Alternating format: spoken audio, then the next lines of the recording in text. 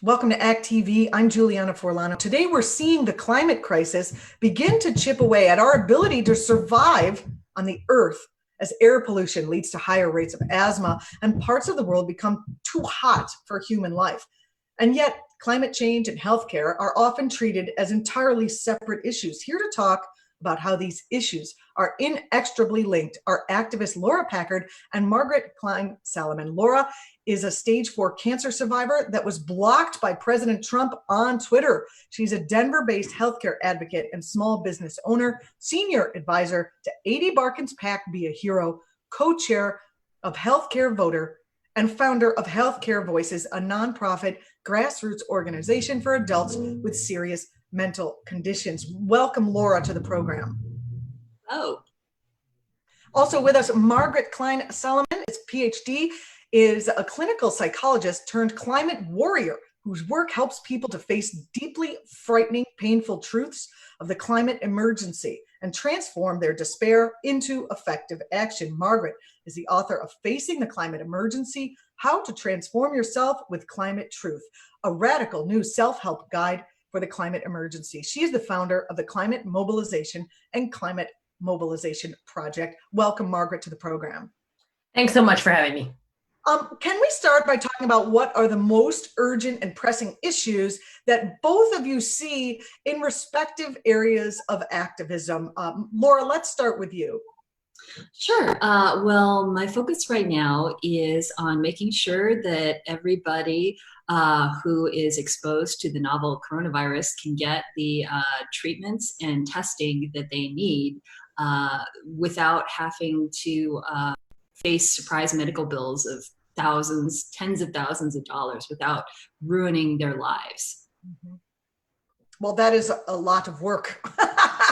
How is that going? We just did a story about how certain healthcare providers are being asked to, not providers, excuse me, insurance providers are being asked to, not charge anyone for any coronavirus related care.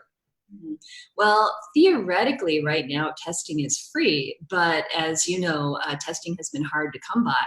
And so if you get tested for everything but the coronavirus, they can still bill that. One of my friends here in Denver faced thousands of dollars in medical bills because they tested her for everything but the coronavirus. And so she was on the hook for all of that.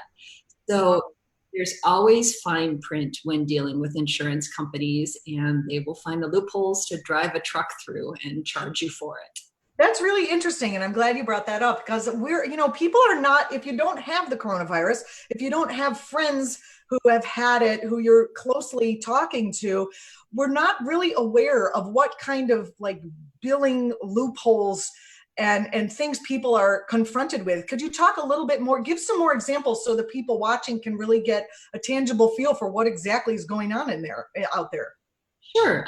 Well, testing is a little easier to come by now, but at least in the past few months, you couldn't get tested even if you had symptoms. A friend of mine, his wife is a nurse in the DC area, and you would think that a nurse dealing with patients, they would test her, but no. So she was at home sick for weeks and could not get tested. So I understand the testing isn't even really accurate. Or is that just the antibody tests that aren't accurate? The antibody tests, I mean, there are many, many different antibody tests because they open the door to anybody without really making sure that the test was reliable. So some are better than others. And, I've been tested for antibodies here in Denver, National Jewish. I went there a couple weeks ago and I tested negative. But is that a good test? Do I really know? Difficult to say, but more and more. My dream is to go and, having not had any symptoms, test positive for antibodies. Isn't that everyone's desire? Exactly, but if you can't trust the test, then and we assume, but we don't know for sure that having had it before means that you will be immune. And we don't really know that yet. Right. Over to you, Margaret. Could you talk about some of the most urgent and pressing issues that you are seeing in your area of activism? So It's always a challenging thing when you're talking about the climate, because the climate emergency still feels for most people like a far away thing, or the threat is in the future. Now, some people have already had their home burned down or flood, or faced, a tropical disease that they didn't know they could get or something. It's not, so it's not like it's only in the future, but for the majority of Americans, that's still how we're thinking about it. And when compared to a problem like coronavirus or like police brutality and racism, it feels like, who cares about that? It's so far away. It's, we've got problems right now. And so to try and understand, number one, that these things are interconnected and that we can try and transform our society to solve them all together. So to keep that in mind, and to keep in mind that the climate emergency will cause the collapse of civilization and the deaths of billions of people if only we continue on our current trajectory. All we need to do is keep going down this road or something kind of like it, and the consequences are literally apocalyptic. It is hard to state them, and that the main killer there is drought, which creates food shortages, which creates mass migration and internal and international instability. But there's also direct health consequences, such as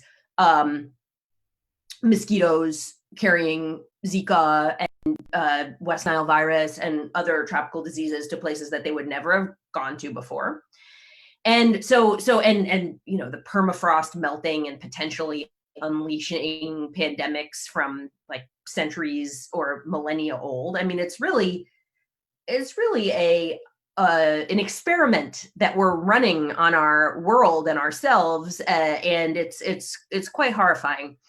The last thing I want to say about the intersection of climate and health is about mental health. And I think this is so important to be aware of right now when so many people are stuck at home, and people, especially young people, are just wondering, what is my future? What is this country, and where am I going? So I think with all of that absolute shit show, excuse me, the hope is through transformative organizing and activism. I think that's like the only hope. I think so. And the good news is there's a lot of that going on. People are suffering from, the young people, yes, but also I'm just saying it for myself. A friend of mine has this problem. The mothers, it's almost impossible to know how to bring up a kid because you don't know what future they're facing. When I was growing up, it was get a good education because that's how you will get ahead and you'll be able to have a stable life and a family that's not so difficult as it would be if I had to work in a factory like my father did. There was this forward motion. And now without that forward motion, it's really hard to know how to bring up a child, and it causes great anxiety. Absolutely. One of the things that I talk about in Facing the Climate Emergency, how to transform yourself with climate truth, is about grieving the future that you thought you had. Because I also, growing up, it was all about education and, make your own course, right? You can be anything you want to be. And the future was progress. Technological progress, social progress. The future is bright. And it wasn't true. And to realize that the life that I thought I was living and the trajectory that I thought I was on, that included being in a stable society, in a functioning country, on a relatively stable planet, nope, that's gone. And through grieving, we can come to terms with that and find new meaning based in this reality. And so that's what, I mean, this is a really affluent problem, because I come from a family where they almost starved to death in the winter, because this is just my father, right? So the idea of just having food all year was a win, and that's what they were going for. Do you see the same kind of mental health issues happening in places like, say, Bangladesh, where they just, a million people just got flooded? So, I mean, it seems a little bit like the promise of the United States, which was, as you mentioned, a false promise to begin with, as climate change shows that was a false promise, people are in one of the states of grief. And then I think as I read parts of your book, the idea is the only way out is through action. Can you talk a little bit about that? So in the past couple of years, we've seen a tremendous new wave of climate action. I consider it a fundamentally new movement from the gradualist and institutional climate movement that has been dominant for the past 30 years. Let's talk about Michael Moore's climate emergency. Sorry to interrupt you. Let's talk about Michael. Okay. Yeah. Go ahead. The climate emergency movement, unlike the gradual movement that came before it, views climate as an emergency, not a problem, that needs to be solved as quickly as humanly possible, not over decades. So I'm talking about groups like the school strikers, the Sunrise Movement, Extinction Rebellion, the Climate Mobilization. More than 1,500 governments, including Bangladesh actually, but mainly local governments, have declared officially a climate emergency to explain, I mean, to take the first step, which is to confront reality and to tell the truth that this is happening and it threatens us all, to hopefully frame their next steps of climate policymaking. Definitely people in Bangladesh are dealing with different mental health challenges based on climate. I mean, particularly post-traumatic disorder. I mean, that, you know, when you lose your home and when your whole community is, you know, dislocated, I mean, that's a huge trauma. And as Lise Van Susteren, a psychiatrist in the United States, points out, many people here are experiencing pre-traumatic disorder. Like, it hasn't happened yet. I haven't lost my home yet. Coming. Exactly. But it's so in Bangladesh, even, they're dealing with both.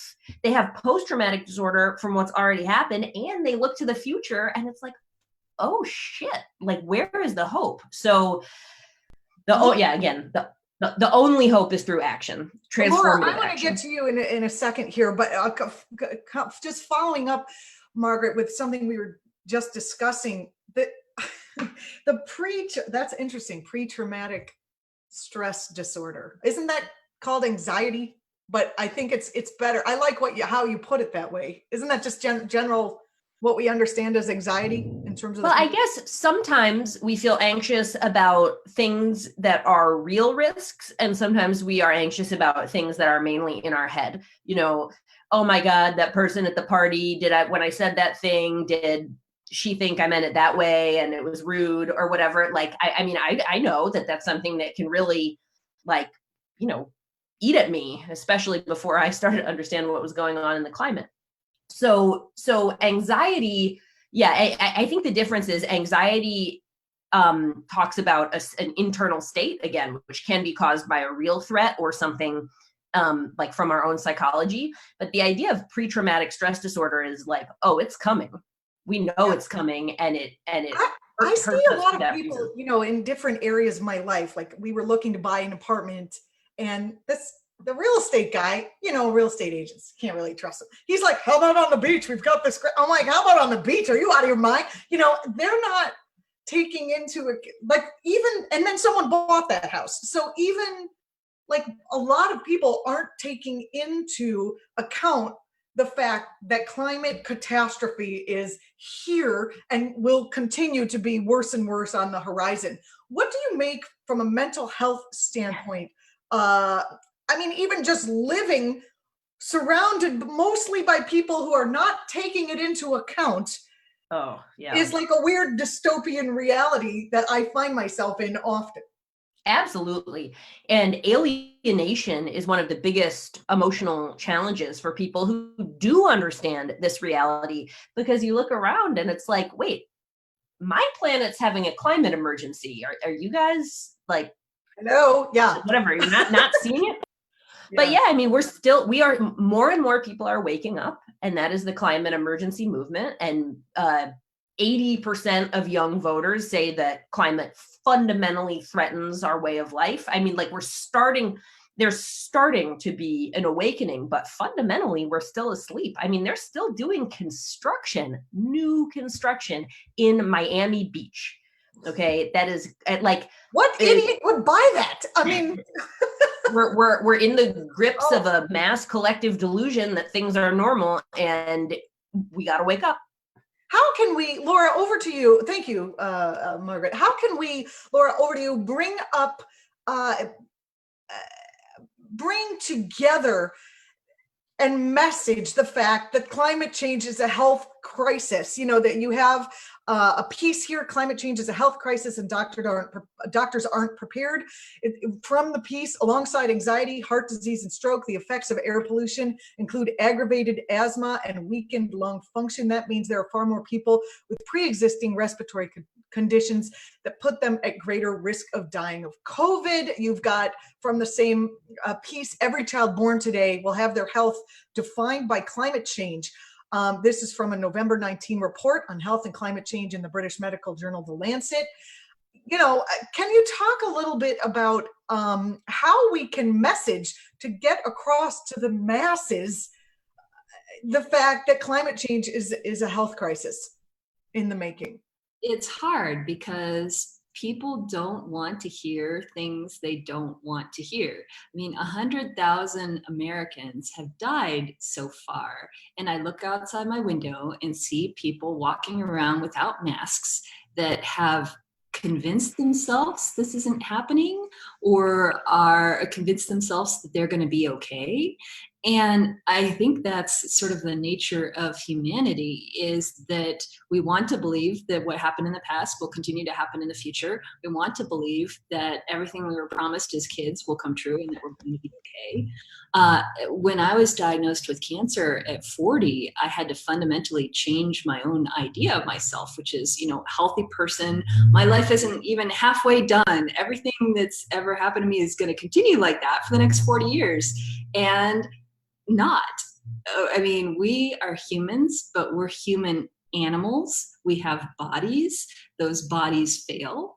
We live on a planet that is a living thing, and planets can fail too. And that is a scary idea that I think people have a sort of a mental block on, because it is so scary. You're a stage 4 cancer survivor, and you were blocked by President Trump on Twitter. Why? Why did that happen? Now, President Trump and Twitter are all over the news now, because just earlier he's trying to sue Twitter. So he's trying to by executive action, he's trying to lift a ban on being able to sue big tech companies so he can sue Twitter because they fact checked him. So Trump on Twitter is like a whole thing, obviously. What did you say that got you blocked? Did you ask him for, you know, maybe treating all people as human beings? Did you, you know, what happened? Well, this was about 3 years ago, and I woke up the next day to find out that I had been blocked. So I can't say for sure which exact thing he didn't like, but he did not appear to be a fan of me or of fact-checking him on his record on threatening people with pre-existing conditions. They're still, even today, in the middle of a pandemic, they are still trying to take away healthcare from tens of millions of Americans. I think they want to kill a bunch of people because they know there's, you know, overpopulation, which is not a problem if you don't have overconsumption. But, you know, they just figure instead of changing our capitalist system, they'll just let people just die off. That's their plan, since they think it won't touch them. I think that's actually a really important point. Usually we try to understand the actions of whatever our corrupt and feckless leaders as greed, right? They're doing this because of greed. But I actually think it's very important to realize that they want us to die. They want mass death and destruction. And I understand that from a psychological perspective, that they are so internally miserable. They feel so horrible all every minute of every day, that the idea of kind of bringing it all down it's going to feel better for them than the usual. So I mean, I just realizing that not everybody wants to actually protect the planet. Not everybody wants to protect Americans. Some are actually, looking for mass death is really important. It's hard to say and be taken kind of seriously because, most people just wouldn't speak those words. Like, they want mass death of people of color. Let's just put it out there. Yes, especially, absolutely. Yep. It's so, but I do think we need to be talking about this. Otherwise we are, not to make an unapt comparison to history, but, Germany in 1936, they didn't want to talk about, no, he wouldn't do that, and I think Trump is showing that he would do any number of horrendous things. But not just Trump, that the whole party has been on a march toward this for 35 years. My whole life has been a march toward hell when it comes to politics. It's just like, people who are a generation older than me had the 60s, they had a time of hope, and I have not. I started in Reagan, and it's been all downhill from there. Anyway, just as an aside. So the climate crisis and the government healthcare crisis, we see some people impacted more than others, as we just talked about, namely people of color. Can you talk about why a racial justice lens is both important for climate and for health? And we'll start with you, Margaret, and then go back to Laura. I think one of the most important things here is the idea of, like Pope Francis says, we live in a disposable culture. We throw away trash and we throw away people, right? And through racism is one of the most important ways that we do that, is we say, oh yeah, I mean, sure, they're starving or they're dying of COVID or whatever, but that's over there. That's a different kind of person. And to me, what we need to realize with the climate, if we're going to get out of this absolutely catastrophic disaster, is we're all in danger. We're all interconnected. And it just doesn't, you can't say, okay, well, let them die. That's even if that were morally acceptable, which it is not, it's not going to work. So that's my most important message to, let's say, privileged white Americans, is this is coming for you and your family. And so the fact that it's not hitting you quite yet is no reason to say, oh, forget, don't worry about it. Mm-hmm. Mm-hmm. Laura, your thoughts? Well, people of color are more affected by COVID, but why is that? And it's not just one single reason. It's people on the front lines. Essential workers are more likely to be people of color. People of color are less likely to have the funds to be able to see the doctor, get all the treatments, deal with the copays, and so on. Less likely to have good health facilities in their neighborhoods. And also just the historical outcomes of racism, generations of health disparities. So it's multiple things being piled onto each other is why people of color are more at risk right now.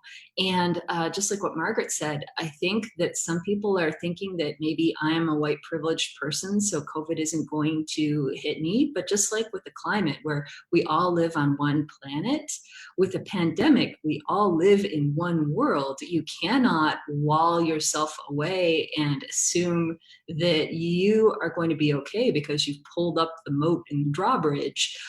Because if you eat food, drink water, there is no way to be an island. And the health care of the least of us affects us all. Yeah, well, I think that's accurate. How, do you find yourself getting, I mean, we have an audience of activists. So do you find yourself getting invited to speak in the mainstream? Are you quoted? Is there, you know, I'm always interested as to like what level of coverage we as activists get in the mainstream media, who still somehow is able to reach the masses in a way that, you know, progressive media has not cracked through yet on. Personally speaking, but because of, I think, because of my book, and also because of the connection between coronavirus and climate, which is getting some play in the media, I've been speaking to the media more than ever during this time. But it's still, I mean, That's great. yeah. So yeah, it's good. I mean, I'm glad, but I mean, just seeing in the newspapers and on TV the wall-to-wall coronavirus coverage and comparing that to the climate coverage, it's like pathetic. So yeah. Yeah, they haven't figured out a way to use the climate catastrophe as a way to keep people away from voting. So once they do that, you know, they're going to work it out. It'll be All fine. right, we should tell them. Really look into it. What do you think about using this particular moment of crisis to really shine the light? Have we been successful as progressives to really shine the light on what's happening in our healthcare system and what's happening in our climate? Do you, either of you can jump in? Maybe go with Laura first and talk about that healthcare, because it does seem like people are aware that the healthcare system is unjust and ridiculous. Yes. And I mean, healthcare has been the top issue in our country at least since 2017, since Trump got into office and started hacking away at our healthcare system. That sort of made it the top issue. So that part isn't new, but the extent of it right now, where it really is all coronavirus all the time, that's something different. And I feel like people are so stressed out and so fatigued right now, it's kind of hard for people to listen. So I don't know how we deliver yet more bad news, which is, oh yeah, our planet is on a self-destruct. I don't know how we deliver that in a way that people can hear it right now, because people are overwhelmed. I have a great way. Tell them to look outside and notice how clear their air is and say, if you'd like this to continue, we need to do this, that, and the other thing. So give them something positive that's coming out of this, because it's really, I mean, I'm coming to you from Brooklyn. You look outside and the air is sparkling clean. The sky is bluer than I've ever seen it from here. The trees are like even the quality of the light is intensely beautiful at this moment right now. So I suggest we start from there. Yeah, we're seeing with the coronavirus that so much of our economic and industrial activity is non-essential, right? We actually don't need to be doing a huge amount of the activities that we're doing. And I think there's a lot that's going on right now that can help us expand our imagination in terms of what is possible versus what we used to think of. You know, suddenly Congress came up with a $2 trillion relief package. Oh, great. Suddenly we have the money for that. Yeah, that's suddenly, what I was thinking. Like, oh, we had no money for anything. And all of a sudden now the airlines get $1 jillion. It's boom, like that. Suddenly people can work from home and don't have to, you know, take tropical vacations. Like there's this myth that it's, you know, I guess it's the neoliberal myth. There is no alternative. This is the only way it can be. And coronavirus is showing us like, nope, we make the rules. We make the rules, and we can make them around protecting life rather than maximizing profits. Well, we're coming to the end of our segment, and I do appreciate you both being here. We're speaking with Laura Packard, healthcare advocate, and Margaret Klein Salamon, climate activist and author and former psychotherapist. Is that accurate? Yeah. I too was a former psychotherapist, and now I do this. Yeah, I'm a climate therapist now, right? Trying to get the whole world sane. That's good. I like a lofty goal. What would it look like to bring climate and healthcare activism together? Are there demands that could be made of our leaders that would be mutually beneficial? What would that look like? And I'll give you each of you a chance to answer, and then we have to end our segment. Go ahead, Laura, if you want to go first. The outcomes of climate change do have direct and indirect health impacts. You know, the extreme heat causing health risks, dislocation of populations, pollution leading to weakened lungs and immune systems, and then the spillover effects with humans and animals crossing paths that didn't used to, thanks to climate change, and mosquitoes expanding their territory and so on. So I don't know that if we solved healthcare somehow magically, everybody had good healthcare, we're going to need it more and more because of the impacts of climate change. So you can't really solve one without the other. Mm-hmm. Margaret, your thoughts? Yeah, so the Climate Mobilization advocates a World War II scale response to the climate emergency, so a rapid transformation of our economy and society to reach zero emissions in 10 years or less. And in order to do that, right, we're talking about a highly functioning society that actually can get things done. We need Medicare for all. I mean, you can't have, you know, your population sick and bankrupt from medical debt while you're building the new world. It just I noticed that some countries who have Medicare for all, not to get into a hot button topic of 5G, but there was I forget which one of the Nordic countries who has Medicare for all said, well, we're not going to do 5G until we actually look into whether these waves of whatever it is cause harm, because they didn't want to have to pay for whatever the harm was going to be caused to people's health. So if you have Medicare for all, there's also a financial incentive not to let Monsanto poison your water, because then the taxpayers are going to have to foot the bill for that. So there's just this financial incentive that stems from Medicare for all that ripples out to cause people to look at the climate and the environment in a whole different way, because you don't want to have to pay for it. Right now, nobody's paying for it.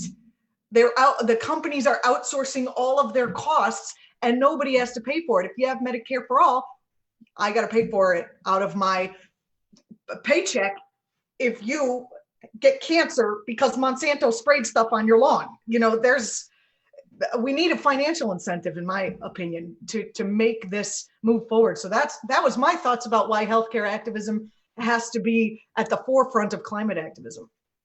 Great point. Thank you. You put it in your next book.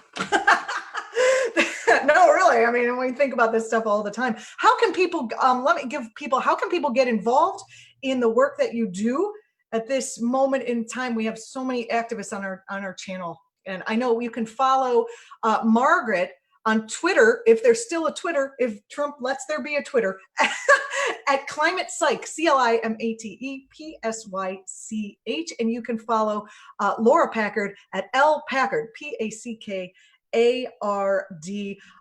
Get Margaret's book. It will help you to be able to deal with the oncoming climate apocalypse that we are seeing. Final ways you suggest people get involved in the mission here? Join the climate emergency movement. There's many, many ways to do that. And I try to go into like thinking through how, like what you bring and what the movement needs, like how that intersects in the book. And everyone can go to theclimatemobilization.org and sign up to organize for climate emergency response, or potentially volunteer. Excellent. Excellent. Thank you so very much. We've been speaking with Laura Packard, healthcare advocate, and Margaret Klein Salamon, climate activist. Get the book. Tell the title again, Margaret. Facing the Climate Emergency, How to Transform Yourself with Climate Truth. Excellent. You're watching ACT.tv. Please subscribe if you're watching on YouTube. I'm Juliana Forlano. We bring you this kind of talk, you know, every day of the week, pretty much. So stick with us for all your progressive movement coverage.